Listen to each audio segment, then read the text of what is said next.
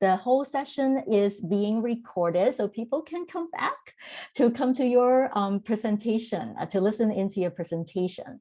So because of the time, we will have each presenter presenting for 5 minutes. And then if you have any questions, feel free to drop it into the chat box. And then at the end of the 5 minutes, we will get into discussion and go through some questions that you may have had. So I want to make sure that at least for each presenter, we have about like a good 10 minutes, plus and minus sometimes. So we will be able to end on time before 10:55.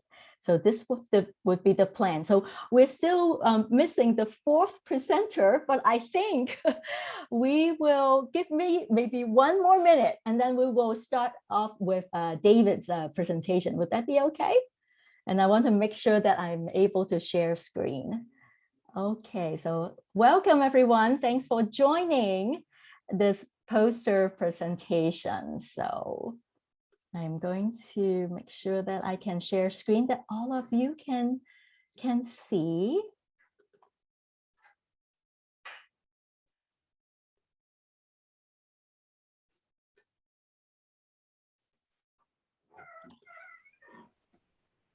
So all of you can see okay?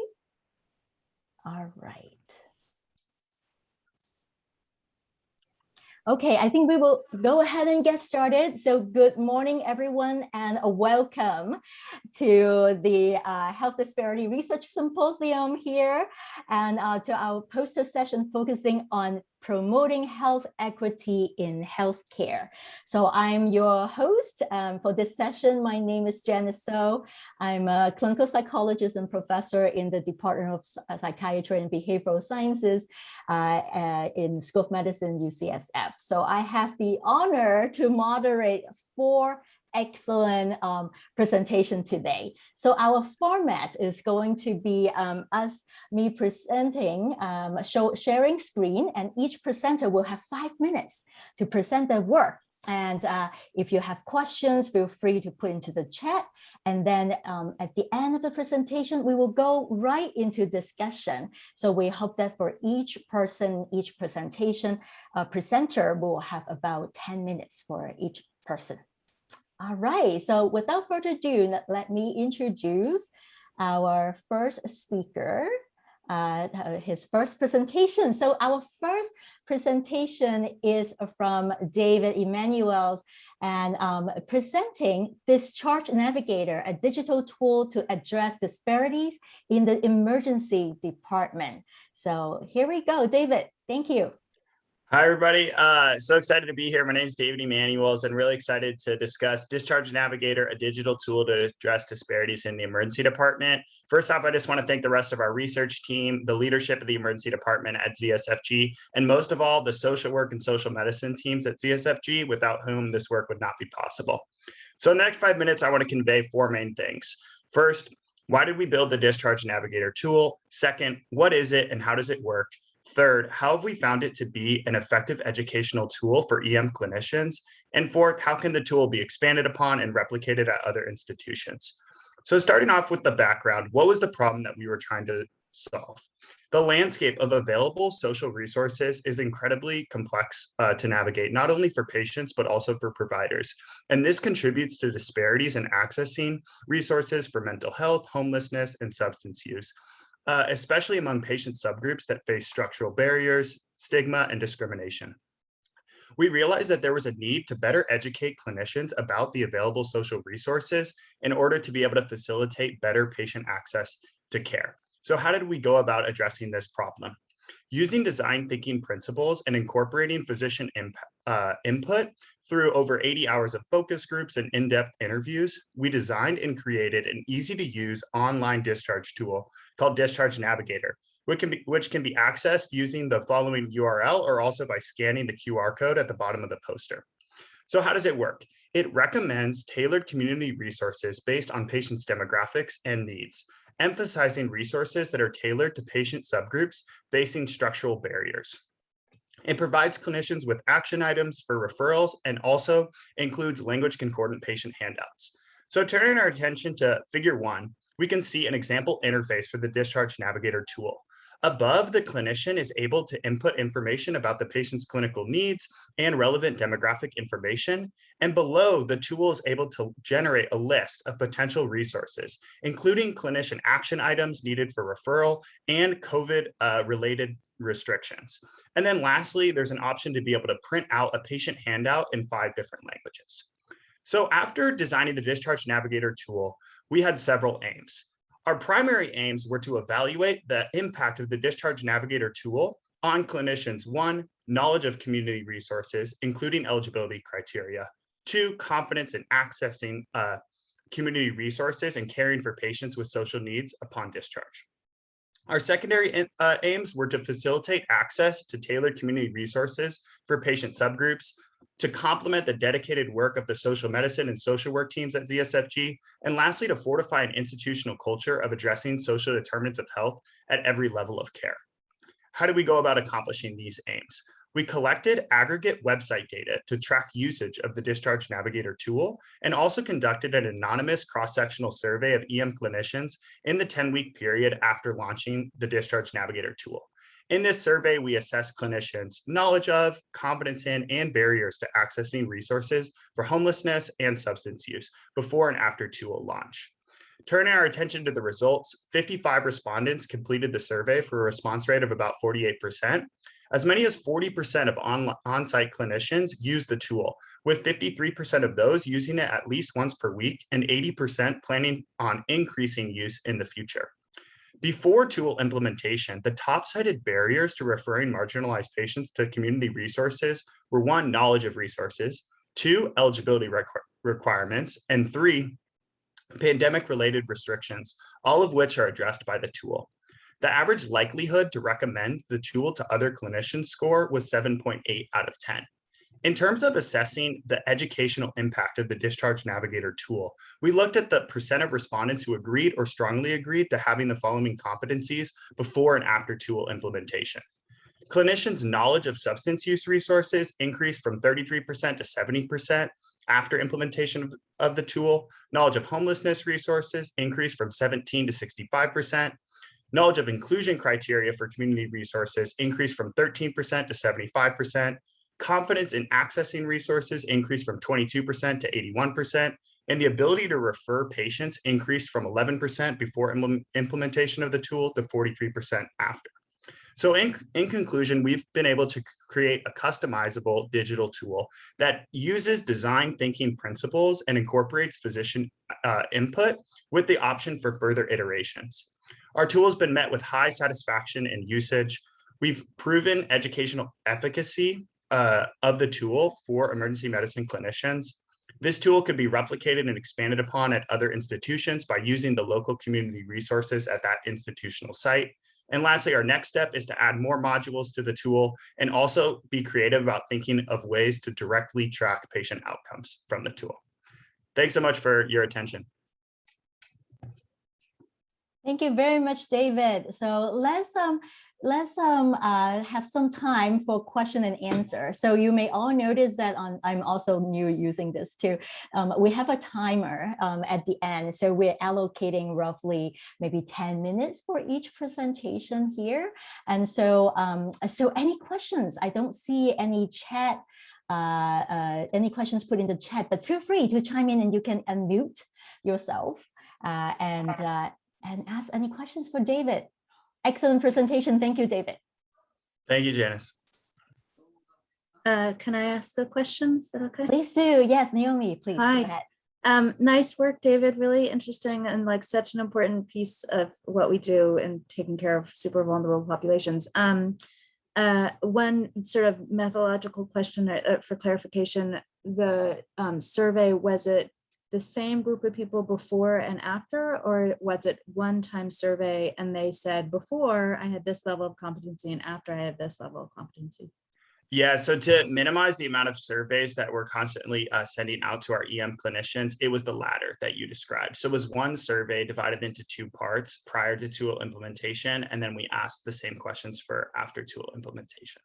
Got it. And when you think about doing the dissemination piece to other places, I know that one of the challenges we have is like knowing, all of the different resources that are available. So if you disseminate it out to other folks in, across the country, so say you're whoever is the co-author at Mount Sinai, like if they're going to do it there, they would have to sort of redo the whole tool with all of their own social sort of resources.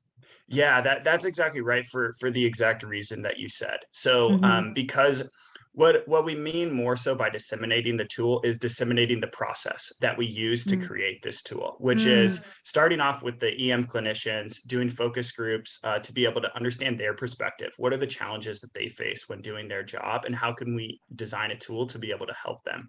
Then once we've gone down that path, the next key step for us was to be able to work hand in hand with our social medicine teams as well as our social workers to be able to identify what are some of the key community resources that we tend and really like to refer patients to that we found to be really good organizations for addressing these various needs, and then be able to develop kind of a decision tree for what resources is best for this patient based on their clinical needs and potentially relevant patient demographic information, and then building the bubble tool afterwards. Cool. Awesome. And the one last question sometimes that comes up is how do you keep it up to date? So say, next year, one resource goes away in your community. So is there some way to ongoing? Yeah, so that great question. Definitely something that we've thought a ton about, and we've developed a rigorous change and update protocol. So basically, we've partnered with a volunteer community organization that's able to call all of these different centers, all of these different resources on a quarterly basis and report any relevant updates, for example, to the patient eligibility criteria, insurance information, or also just changes in hours, things like that. Once that's made, the organization ranks those changes as either high importance change, medium importance, or low importance. And then based on that, we'll update the bubble site to incorporate that new information, while then also updating the patient handouts that we print out. Because the handouts are then translated from English to 4 other languages, that will be an additional step that we'll have to do for each update. What are the 4 languages, David? Yeah, so we have Mandarin, Cantonese, Tagalog, and also Spanish, and then English. All right, congratulations again. This is such a great tool. What is the future? Like, you're going to be ongoing, or what might be some challenges that you're anticipating of sustaining this tool? Yeah, great question. I would say, well, so some of the exciting future of the tool is we're going to try to add more modules to the tool. So for example, add an additional module to talk about home care for patients, or also increasing food access. Or then also another module we're working on is legal aid for patients. So I think that's kind of an exciting future for the tool. All right. Okay, so in the interest of time, we're going to move on to the next presentation, but people can reach out to David. And David, your email would be available, I think it's on Outlook, that people can look for you, those in UCSF. Is it just your name and then at ucsf.edu?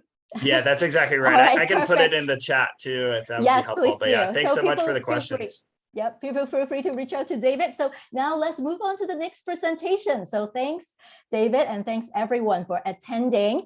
And our next presentation, it will be from Maite Garcia, and her presentation is going to focus on exploring usability and acceptability of a mobile tool to report inpatient safety in racially and ethnically diverse families. So Maite, thank you so much for presenting. Of course, and thanks so much for having me. I'm so excited to be here. I want to do a special thank you to my team, to my mentors, Glenn and Naomi, for helping me on this project. It's been a great journey, and as well as the rest of my team. I'm so excited to share a bit about this quality improvement project that we're doing. In this particular work, we're using a mobile tool in an inpatient setting where caregivers as well as patients can report their safety experiences. And I just want to give a bit of background to what we were looking at and why we developed this tool. So we know that patients as well as caregivers and parents are great observers of care.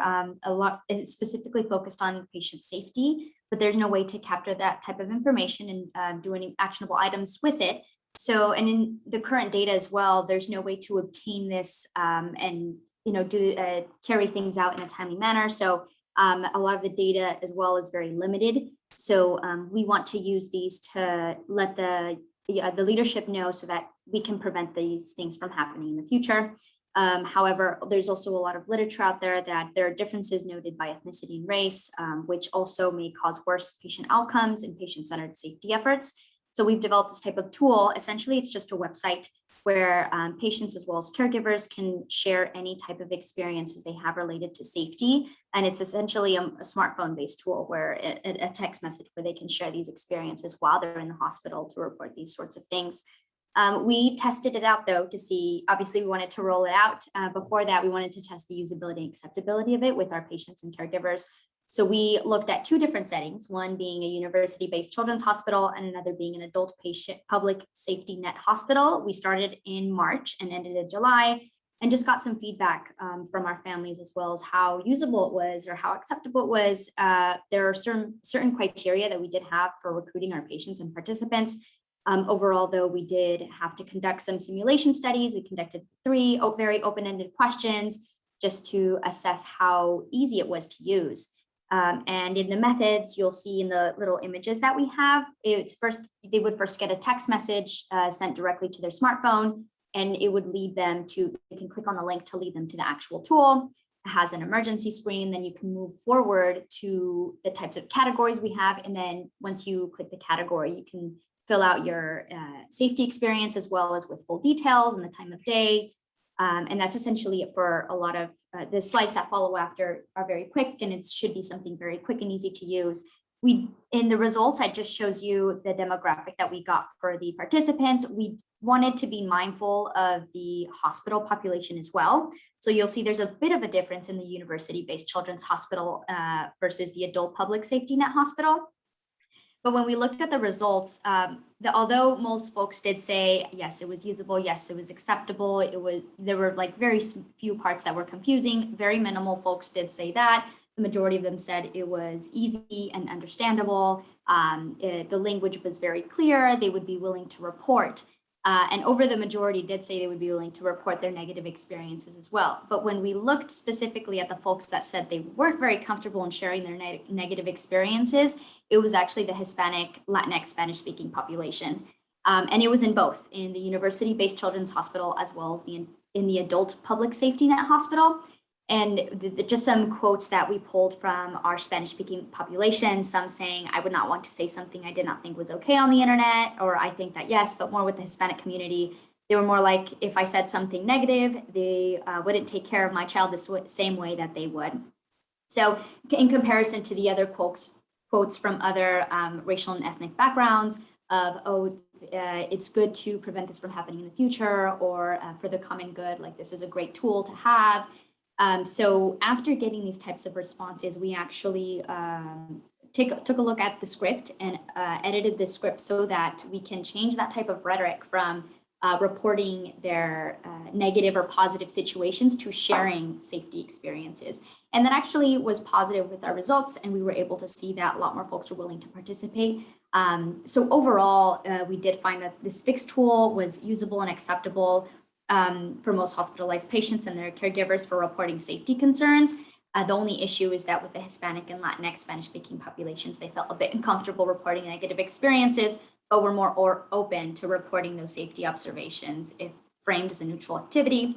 This gap, though, still raises concerns about the disparities in reporting and therefore disparate impact of improvement work. And there's still ongoing assessment, but there's a couple themes that we're currently looking at specific like cultural values, and also thinking about maybe looking at tech and educational levels, if that's causes the discrepancy. But to prevent this from further exacerbating health disparities, this is something that will be ongoing, as well as looking at the incident reports, the type of reports that they make, as well as the demographic that is making the reporting. So thanks so much for having me here, and I'm looking forward to any questions. Now we open up for your questions. Thank you for an excellent presentation. So we have a few minutes for people who would like to ask. Any questions for Maite? Maite, maybe I will ask this question. I'd like to know, this is such an important focus, particularly you're targeting, like really a racially, ethnically diverse population. Share with us some of the challenges, perhaps, that you have experienced in the process of, developing this tool. So when we assessed the tool already had been partially developed, and it was just editing certain comments from our patients, but it was assessing the type of comments and what to do with those comments. So some of them would give very straight feedback, easy things for us to change in the tool or in the script, or maybe if it was explained this way, maybe if it was explained that way. But it became a little bit confusing, and specifically with our Spanish-speaking population, when it was more of like yes or no, and then not have like further not having further follow-up questions or knowing how to assess the situation. Whereas like other populations, maybe we didn't have to ask further questions. They just added on those things. Whereas our Spanish-speaking population, Hispanic, Latinx, it was more so we needed to have those follow-up questions already ready to go. And that wasn't until further later in the second round of usability testing then when we're like, well, maybe what our other folks are answering, those are the types of follow-up questions that we need to ask. And then also looking at those different levels and assessing, well, what are the things, the reasons why they might not feel comfortable reporting.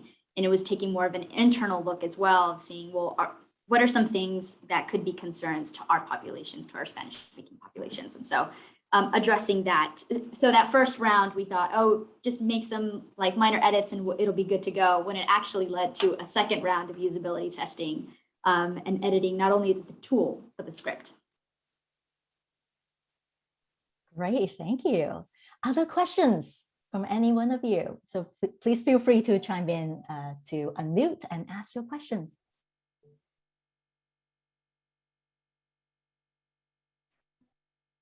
All right.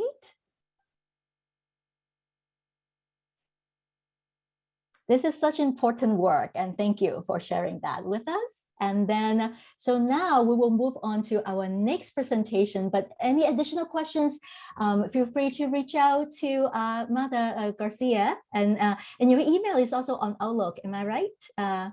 Yes, I can also share it in the chat though, because I think there are two Maite Garcias here at UCSF. So oh, I see. Yes, please do. Yeah, feel free to reach out, to directly. Okay. Thanks so much.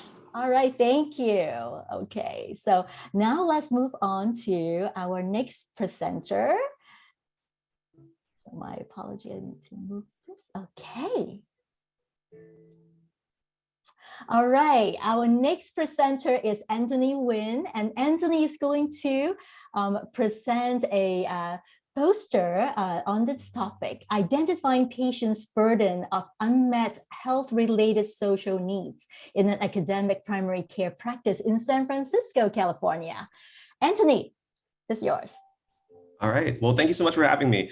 And so my name is Antony, and I am currently a research assistant under the UCSF Division of General Internal Medicine and a public health graduate student right now at Columbia University. So I just want to give a quick thank you to my team, as well as my mentor, Jane G. And today I have the pleasure of presenting our team's work on identifying patients' burden on unmet health-related social needs in an academic primary care practice in San Francisco. So having unmet health-related social needs, such as food insecurity, housing issues, and financial strain can contribute to poor health outcomes and an increase in healthcare utilization by patients. However, there is an emerging interest in integrating social needs care into the primary care setting. And understanding health-related social needs and ultimately addressing the needs are important to improving health outcomes and promote health equity. So the objective of our project was to evaluate the prevalence of unmet health-related social needs as part of a pilot social needs screening in the UCSF DGIM general medicine practice at Mount Zion.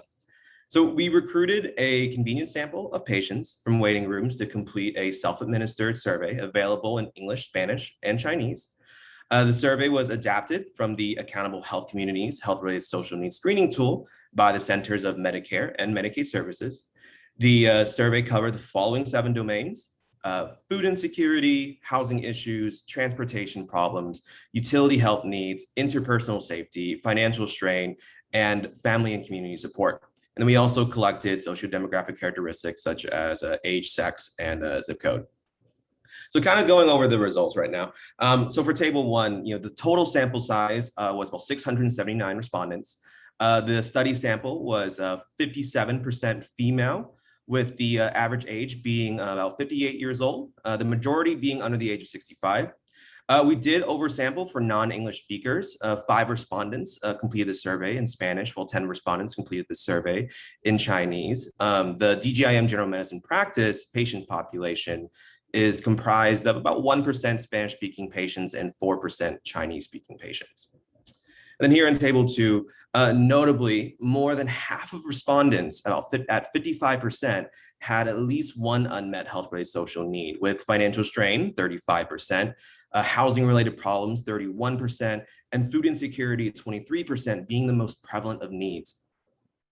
And now I'd like to draw your attention to these maps down here. So the density of the orange speaks to the prevalence of the need that is being presented in each figure. Essentially, more orange means greater need. And in figure 1, regarding financial strain, I would like to highlight that there are 5 zip codes here in teal that has median household incomes below the national household income, which is approximately 65,000 based on Esri's 2021 US demographic data. And then in figure 2, I'd like to point out that 64 respondents were from the 94102 zip code, which includes the Tenderloin neighborhood, had a lot of housing related problems. Then for figure 3, I'd like to highlight that there's 3 zip codes here highlighted in the light blue. These areas contain food deserts, according to the USDA, in which half or more of our respondents from these areas were food insecure based on our study population. And then collectively, if you look at all these figures together, it further reflects that respondents often have more than one unmet health-related social need, such as if you look at the Bayview neighborhood in 94124 and the Vestacion Valley neighborhood in 94134, each had substantial housing-related problems, food insecurity, and financial strain, and many of which these are needs related to poverty and are highly prevalent issues across San Francisco. So the burden of unmet health-based social needs was significant in the sample of UCSF primary care patients living in San Francisco. And we've been applying our findings within the practice to support the use of various population health approaches for unmet health-related social needs among priority vulnerable populations in primary care. But otherwise, thank you for your time, and I look forward to your questions. Thank you very much, Antony. Great work in presenting. So your questions, so feel free to unmute yourself and ask some questions about this very interesting study. Any questions from the audience?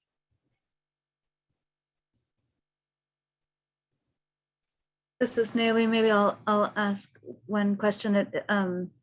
This is also super interesting and I think always helpful to begin to better understand what the social needs are in primary care.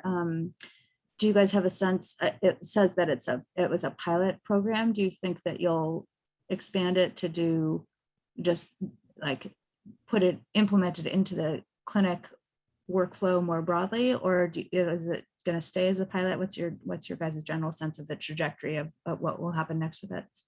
Yeah, 100%. So that's a great question. And essentially, we have kind of been trying our best to operationalize like screening for these needs in the primary care practice within UCSF DGIM. And we're just kind of looking about pretty much just when to do it. And we kind of discussed, say, probably screening initially during initial visits, and then potentially screening, about every 6 months or so, unless it's initiated by the patient or the clinician, depending on what the need is. And then in terms, and we are kind of trying to figure out different solutions right now to kind of ameliorate some of these needs as well. We do have a food pharmacy implemented already. It's been going on for quite a while now. And then we do have taxi vouchers for individuals who have transportation problems. And we are hoping to take a more targeted approach and prioritize individuals that have high no-show rates and to intervene and probably, help them with that transportation issue. And then we are in the talks of having a legal clinic as well, just to provide additional help and assistance to patients who have, any of these needs or anything else that they might need assistance with. So far, that's kind of where things are kind of going along right now. Within UCSF DGIM's general medicine practice in terms of how we want to approach solving these needs as well as operationalizing screening in the setting. Anthony, if it's okay, this is Jane. Thanks, Naomi, for the question. If I could just augment your response a little bit. So at UCSF Health, sometime during the pandemic, they did release the social determinant health wheel for those that use EPIC, which includes food insecurity, transportation, housing, as well as like tobacco and alcohol use. And I have to say, you know, there hasn't been a lot of directive within UCSF Health about how to operationalize systematic, you know, population-based screening. But as Anthony mentioned, we are doing more, you know, prioritizing certain populations to try different ways of if we can identify populations that are at risk for social needs. So specifically, he mentioned the taxi voucher program. So we did do some trials where we, you know, reached out to patients that had high no-show rates based on the EPIC algorithm, and we mailed some of them taxi vouchers to see if that would actually help them come. And we had some interesting results, and so now we're modifying it and trying to operationalize widespread transportation barrier question screening in certain clinics to see if we can identify the population and intervene. But I think this is a really important topic, like at UCSF Health, that we need to mobilize better on, because I think, you know, one question is, once we get this data, if we're able to operationalize screening, what do we do with it, and who's responsible for it? And I think, you know, that remains to be the question. But thanks for the question. Yeah, totally. No, I think we do some screening over at Zuckerberg in the pediatric primary care setting. That's more partly social determinants of health, and then partly also ACE screening. And one of the questions that always comes up is like, what do we do with the information once we get it? Exactly to your point. And then the one other interesting thing to just reflect on your guys' data and then what you did with it, the transportation problem is only 11%, right? So Antony, you were saying sort of the highest priority things are the 35%, 31% food insecurity, right? All that. But the intervention you're doing is a taxi voucher in order to get people into the clinic. But if you think about it, the people who answered your survey are the ones who are in the clinic. So thinking about the no-show rate is actually super important, and actually like probably makes a lot of sense of like how you're going to utilize your resources actually to support folks.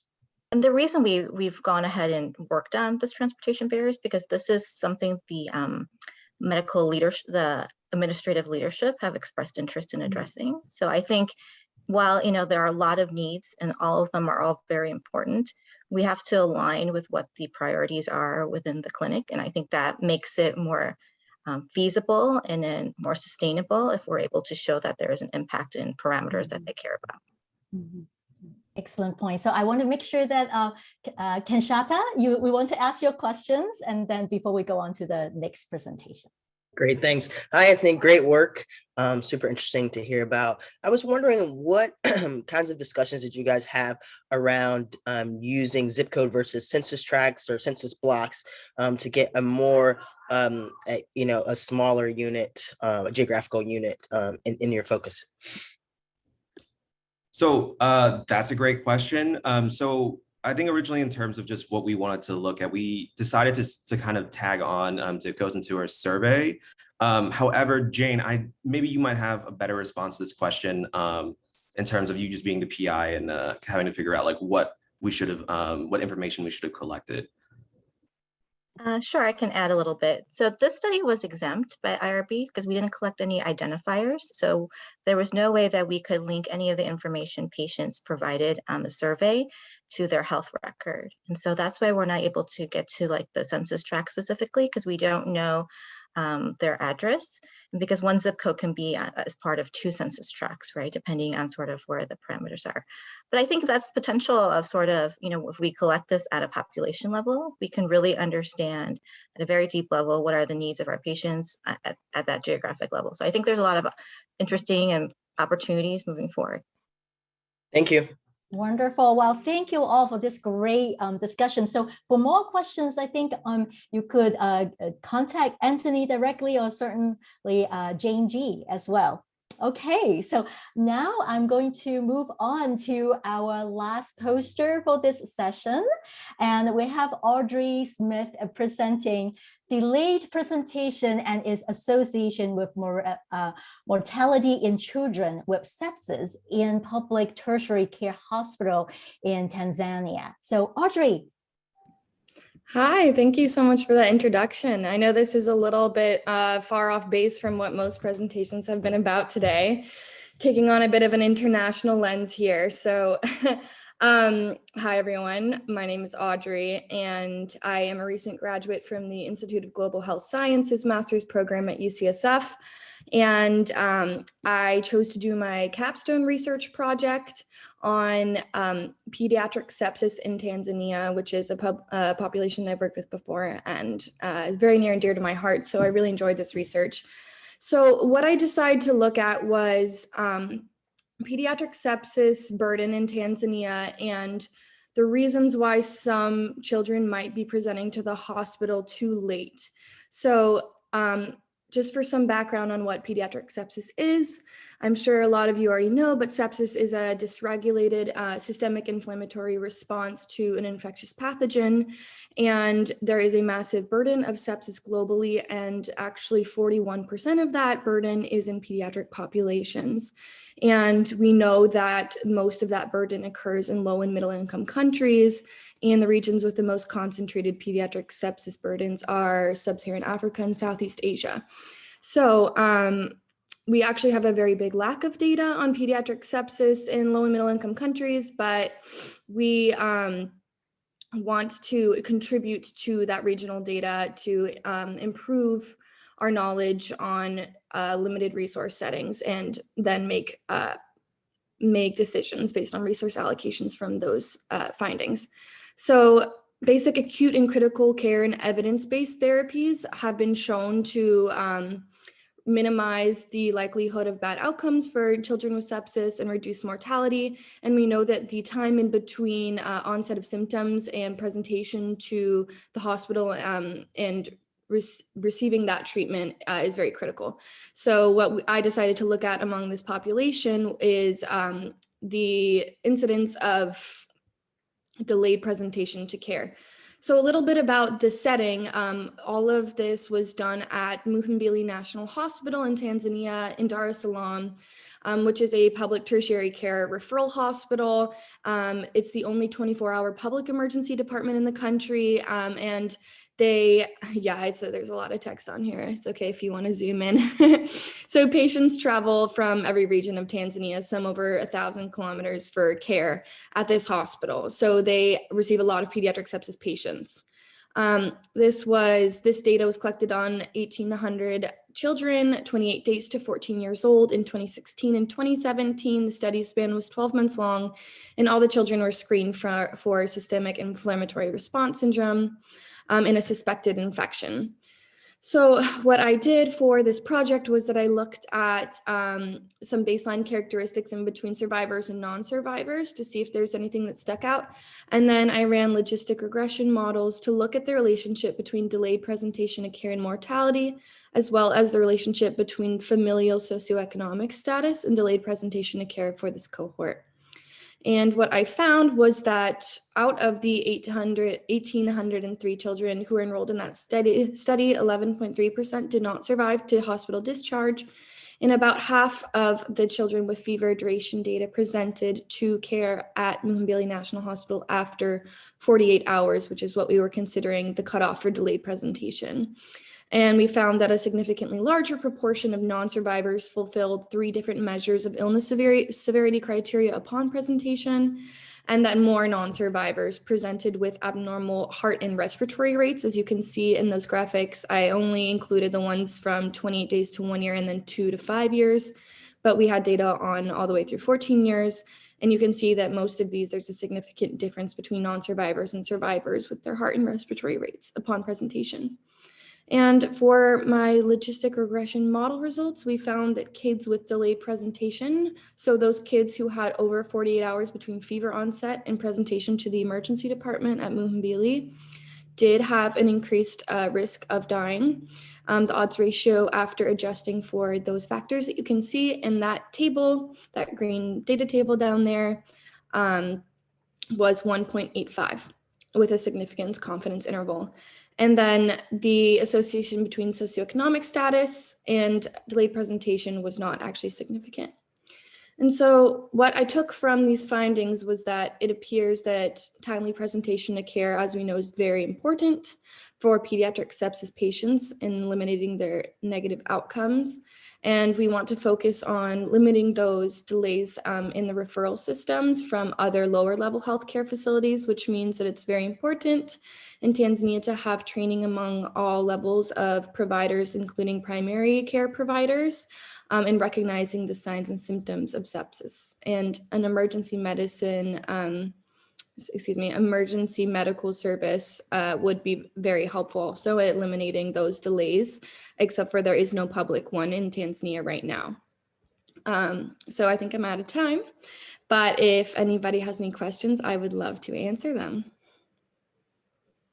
Thank you very much, Audrey. This is actually exciting to get to see this work being done. Thank you. All right, so questions from the audience, please. Go ahead. Kanshata, did you say you have a question? Please go ahead. Yes. Yeah. Hi, Audrey. I'm a pediatric emergency medicine fellow, so this is super interesting to me. Yeah. The one question I have, and I think I can sort of see in your poster there, that sepsis was defined by having greater than 2 criteria. I'm trying to read the slide a little bit. It's greater than 2. So That's small. right. It was for Clinical systemic inflammatory response syndrome, and then a suspected infection. Okay. And so, yeah. And so I guess my follow-up to that is, so obviously, the 2 different sites in terms of in Tanzania and versus here, every kid we see with a fever and, and maybe a high white count or something like that, doesn't have a bacterial or a serious infection. And so I guess I'm wondering how that, could that skew any of your results? Because some of those kids probably just have potentially have some viral infection. And so I guess here we think of it more in terms of septic shock, because that's really when we see those hemodynamic changes, and that really confers a different outcome in terms of mortality. But maybe in Tanzania, there's a bit of a difference in terms of how you grade the severity of those illnesses. So I don't know, my question isn't very clear, but I'm just wondering, basically in summary, how having a viral infection could skew your results, and saying those kids have sepsis that is likely to lead to death versus just like a fever and a viral infection.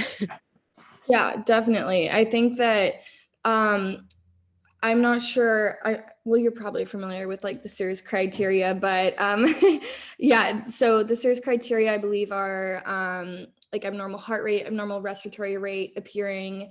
Well, it actually had to be changed for usage in limited resource settings because they don't have the capacity to do laboratory confirmation of shock, for example. So like they can't do like a white count at this hospital, which is actually one of the best resourced hospitals in East Africa. So that, if that gives you a bit of context of how hard it is to decide, when a kid actually has shock, like you're right. I think that there's a lot of ambiguity there. So I think what the researchers in this case did was they did their best guess on trying to see the kids who are most at risk. And so all kids who they thought had could have been at risk for sepsis, they enrolled, and they just watched them in hospital and in the ED for, and they treated them with antibiotics and other critical therapies and watched their outcomes. But you're right, there could have been kids there that had a, simple viral fever who, had a heightened respiratory rate or appeared in distress and therefore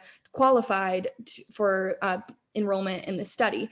And so I think part of the issue with even just not having that much data on pediatric sepsis is that it's kind of hard to distinguish when a kid definitely has sepsis or not, because it's not necessarily an exact science, especially when you don't have like laboratory or biochemical data to confirm it. And so, yeah, that highlights the difficulties of doing that in a setting such as this. But they did, let's see. Yeah, that was also another concern that I had when I was thinking about potential interventions, such as like an educational program for guardians when they recognizing the signs and symptoms of a child with sepsis, because you don't want to put out this public service announcement where you say, if your child has a viral fever and an abnormal respiratory rate, like bring them into the emergency department. It's really serious, because then the emergency departments could become overburdened with kids with simple viral fevers. And that would just contribute to a problem of lacks of resources and whatnot. So, right. Yeah, I'm sorry. I'm just going on and on here. No, that's exactly, no, you answered my question exactly. And that's what I was wondering. I was like, if we say these kids have sepsis, a lot of the kids with the viral fever, then we're further taxing those already very financially taxed families. So anyways, that's perfect answer. I thank you so much. Wonderful. So Naomi has a question posted. So Naomi asked, do you have plan for next steps regarding understanding barriers to presentation in order to address things upstream? Yeah. So one of the doctors I worked with for this, and I didn't really have time to acknowledge all the other co-authors here, but one was Dr. Henry Saway, who is an emergency medicine physician at Mbilimbili National Hospital. And I've been working with him so I can see what I can do that's like a feasible intervention, something concrete that I can do with this data that can then help them in this setting understand like what the barriers to care are for these children. And I think that the next steps would be having further discussions with him and the rest of our colleagues and research personnel at Mbilimbili National Hospital and ask them, now that we know this data on how many kids are presenting too late and some of the risk factors, and what can we do with that data that will help outcomes. So that's my next step. Thanks for the question. Kinshasa did have a comment. Kinshasa, are you still there? You want to share or? Oh, yes. No, I was just adding to the commentary. I was thinking of ways to try and troubleshoot that, and thinking about a sepsis extender person. There's someone who could go out into the community and screen some of those kids. But that also, so that's just adding to the issues. But I was just brainstorming with you. All right. Thank you. Thanks for the great discussion. Any other questions? I realize that I'm actually being exceptionally on time, and thank you all to all of the presenters. So we do have another like 8 minutes or so, before the end of the session. But I would like to open it up, either additional questions for Audrey, and I believe other poster presenters are all here as well. So feel free to chime in and to, ask your questions on their posters during this time as well. But I do want to give a big thank you and appreciation to all of our speakers today for the excellent posters. The recording will be made available, and I know David already uploaded his presentation in the audio or movie format. So you could also go back to the Symposium website anytime, or contacting the presenter. So any more questions for Audrey or other presenter like David, Maite, Antony on their work? Maybe I could ask a question. I was interested in the fact, Audrey, you said that they don't even get white counts. That's sort of I wonder if there's a point of care system, going along with what Kinshasa was saying of, having a sepsis person, educating parents to fever and that kind of stuff. And then someone could show up and just check a white count, maybe check a lactate. Are those point of care services? I mean, I know nothing about what's available, but is that potentially feasible, especially when we're getting to telemedicine type of things, physician extension into the field? Would that be something to explore? That's a really great question. Thank you. I never really thought about having a community health person have the sort of role of making laboratory data more accessible, because I can't really imagine doing that anywhere except in a hospital, but I guess that could be possible. I'm sure, Kinshasa, you could probably have a better idea. I think that would be helpful for them, because they can't really confirm whether a kid has reached the point of shock or not. But I think for the purposes of this study, having a suspected infection is good enough for them, because they want to err on the side of caution.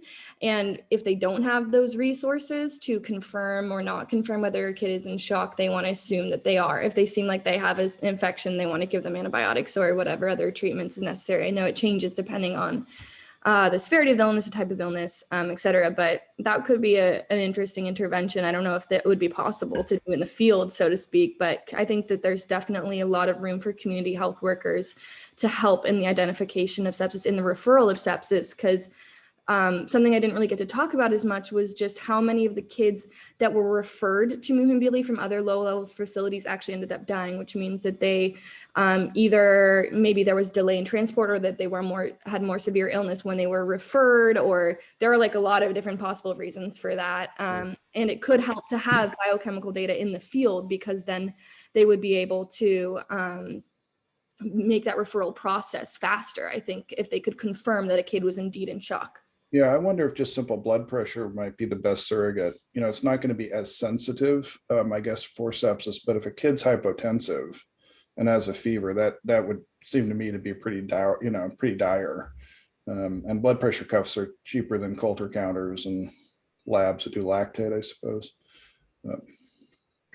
And Audrey, if I could just add on in terms of for kids too, and for Wade as well, while blood pressure is great, that's generally too late for in the pediatric population. So thinking about cap refill, that's a strong indicator. Using point of care ultrasound to look at IVCs, to look at cardiac squeezing, those sorts of things. Those are your critical care tools that we use here. Obviously, that's not it may not be able to happen in the field there, but yeah, your clinical exam and your perfusion is definitely something that we rely on more heavily than blood pressure, at least in the early part of sepsis. Yeah, you definitely know better than I would. There's an app for that, using the iPhone, pushing it on the skin and looking at cap refill or something.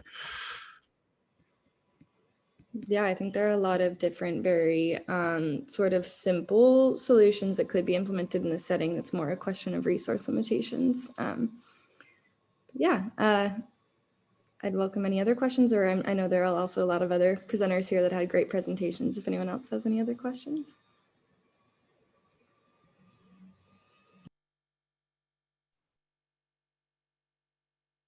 It's really great discussions. I want to thank you all again for your important work to really promoting equity across all the different settings within and outside of US. All right, so make sure you will go back to the main lobby or whatever you call it. You all have the Zoom link to go back there. But I want to thank you all for coming to this poster presentation, and thank you all of the presenters. Wonderful work, and I hope you all go back to these posters and keep up the good work. So thank you, everyone. So we'll adjourn here.